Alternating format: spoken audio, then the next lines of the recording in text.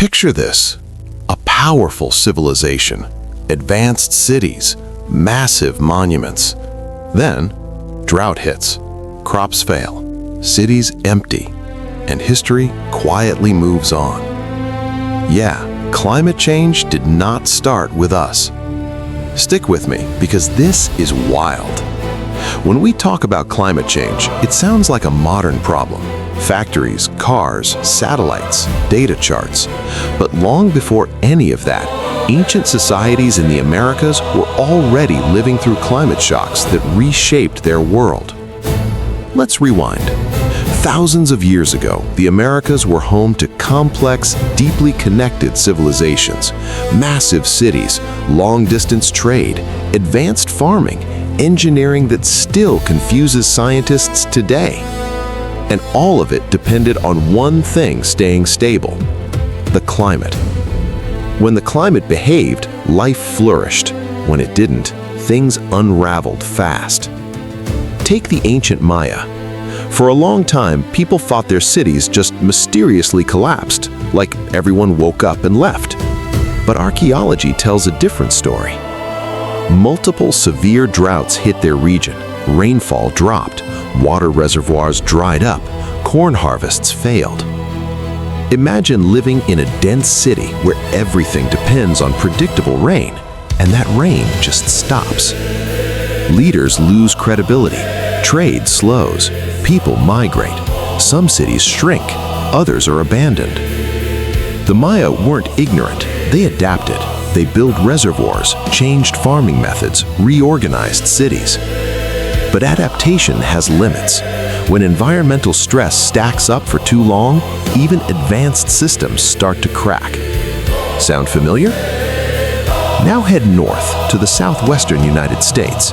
The ancestral Pueblo peoples built incredible cliff dwellings in an already harsh environment. They were masters of water management. They knew how to live with scarcity. But tree rings reveal something brutal. A megadrought that lasted decades, not years, decades. Communities dispersed, but here's the key part. People didn't vanish. They moved, regrouped, carried their knowledge forward. Collapse doesn't always mean extinction. Sometimes it means transformation. And that might be the most underrated lesson from ancient America. Climate change didn't wipe everyone out. It forced choices. Now let's talk about the Andes.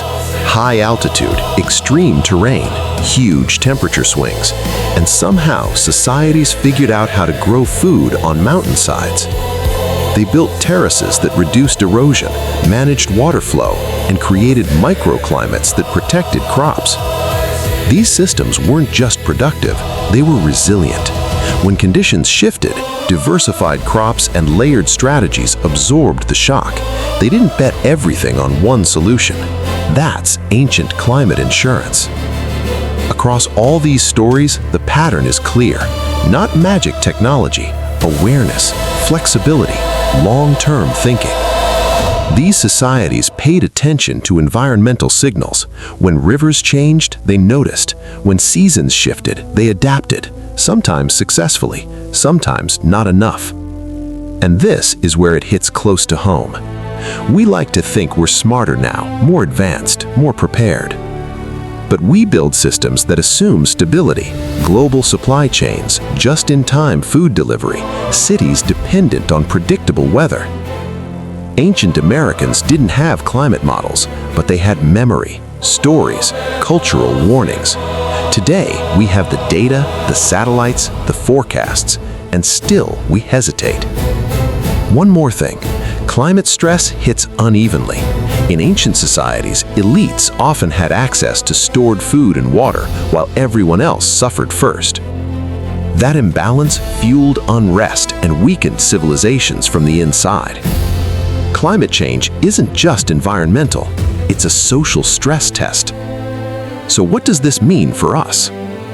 Adaptation matters, but timing matters more.